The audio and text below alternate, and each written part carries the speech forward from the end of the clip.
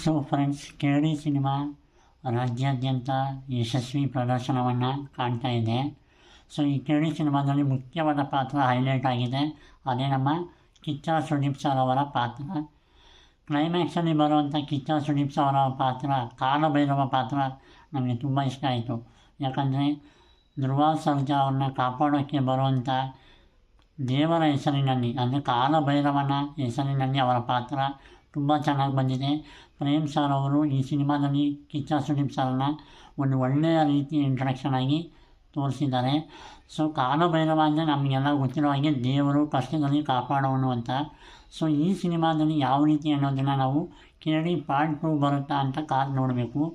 So Kichcha Sudeep ಅವರ entry ಆಗಲಿ ಅಥವಾ ಕಾಲಭೈರವ ರೂಪದಲ್ಲಿ ಕೇಳಿ ಸಿನಿಮಾದಲ್ಲಿ ಅವರ ಪಾರ್ಟ್ ಯಾವ ರೀತಿ ಅನ್ನೋದನ್ನು ನಾವು ಕೂಡ ನೋಡಬೇಕು.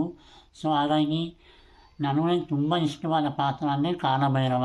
ಅಂದರೆ ಆ ಟ್ರೈನ್ನಲ್ಲಿ ನಡೆಯುವಂಥ ಒಂದು ಫೈಟಿಂಗ್ ಸೀನ್ನಲ್ಲಿ ಶ್ರೀರಾಮ ಪ್ರತಿಮೆಯನ್ನು ಕಾಪಾಡಿ ಅದನ್ನು ಬೆನ್ನಿಗೆ ಕಟ್ಟಿಕೊಂಡು ಎಂಟ್ರಿ ಕೊಟ್ಟು ಧ್ರುವ ಸರ್ಜಾ ಅವ್ರನ್ನ ಕಾಪಾಡೋ ರೀತಿ ನನಗೆ ತುಂಬ ಇಷ್ಟ ಆಯಿತು. ಸೊ ಕಾಲಭೈರವನ ಪಾತ್ರ ತುಂಬ ಒಂದು ಇಮೇಜನ್ನು ಕೊಟ್ಟಂಥ ಒಂದು ಹೈಲೈಟ್ ಪಾತ್ರ ಅಂತಲೂ ಕೂಡ ಹೇಳ್ಬೋದು. ಸೊ ಕಿಚ್ಚ ಸುದೀಪ್ ಸರ್ ಅವರು ಕಾಲಭೈರವನ ಪಾತ್ರದಲ್ಲಿ ಯಾವ ರೀತಿ ಕಾಣಿಸ್ಕೊಳ್ತಾ ಇದ್ದಾರೆ ಅನ್ನೋದನ್ನು ಕೇಳಿ ಪಾರ್ಟ್ 2 ಬಂದರೆ ಅದನ್ನು ನೋಡಬೇಕು.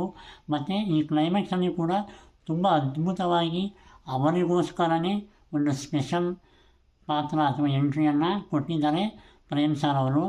ಸೊ ಯಾರು ಇನ್ನೂ ಈ ಸಿನಿಮಾವನ್ನು ನೋಡಿಲ್ವೋ ದಯವಿಟ್ಟು ನೋಡಿ.